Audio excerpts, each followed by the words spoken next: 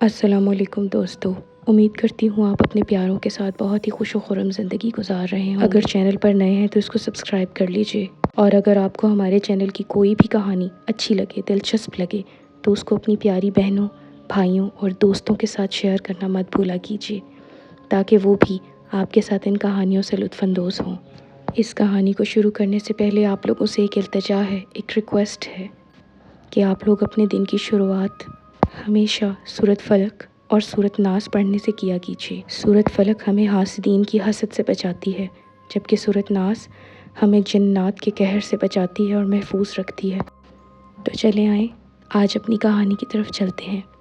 جی ہاں، آج کی کہانی بہت دلچسپ کہانی ہے، خاص کر کے ان لوگوں کے لیے جن کے پیارے ان کو چھوڑ کر کے جا چکے ہیں۔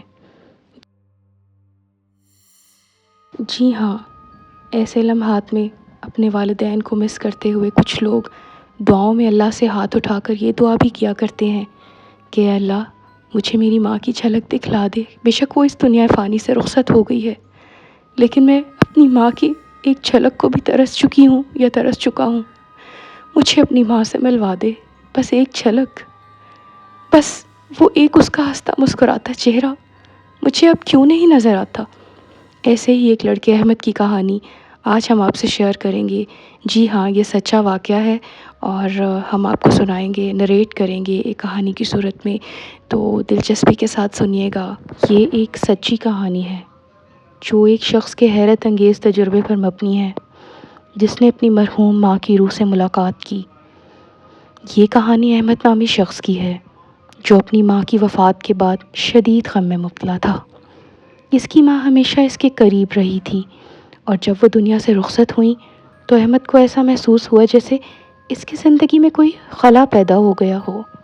وہ اکثر ماں کو یاد کرتا اور دعا کرتا کہ کاش وہ ایک بار پھر ان سے بات کر سکے۔ ایک رات احمد تہجد کی نماز پڑھ کر اللہ سے اپنی ماں کے لیے دعا کر رہا تھا۔ وہ دل سے رو رہا تھا اور اللہ سے فریاد کر رہا تھا کہ وہ کسی نہ کسی طرح اپنی ماں سے ملاقات کر سکے۔ دعا کے بعد وہ لیٹا تو نیند اور جاگنے کے درمیان ایک عجیب سی کیفیت میں چلا گیا۔ اچانک اسے محسوس ہوا کہ کمرے میں ایک روشنی سی پھیل گئی ہے۔ جیسے ہی اس نے آنکھیں کھولیں، اس کے سامنے اس کی ماں کھڑی تھی، ویسے ہی جیسے وہ زندگی میں تھی، مگر ان کے چہرے پر ایک نورانی چمک تھی۔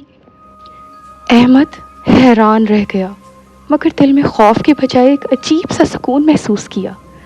ماں نے مسکراتے ہوئے کہا، بیٹا میں ہمیشہ تمہارے ساتھ رہی ہوں، تمہاری دعائیں مجھ تک پہنچتی ہیں اور میں تمہارے لیے دعا کرتی ہوں، مگر دنیا کے غموں کو خود پر اتنا حاوی نہ کرو، اللہ پر بھروسہ رکھو اور صبر کرو۔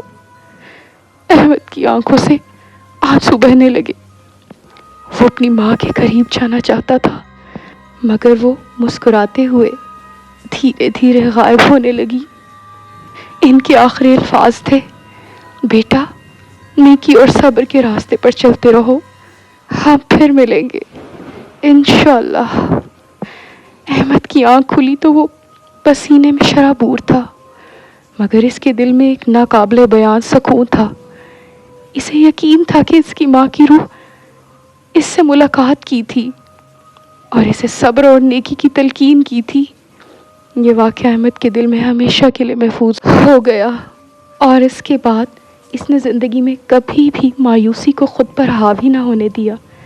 وہ جان گیا تھا کہ اس کی ماں کی روح ہمیشہ اس کے ساتھ ہے، اور اس کا ایمان پہلے سے زیادہ مضبوط ہو گیا تھا۔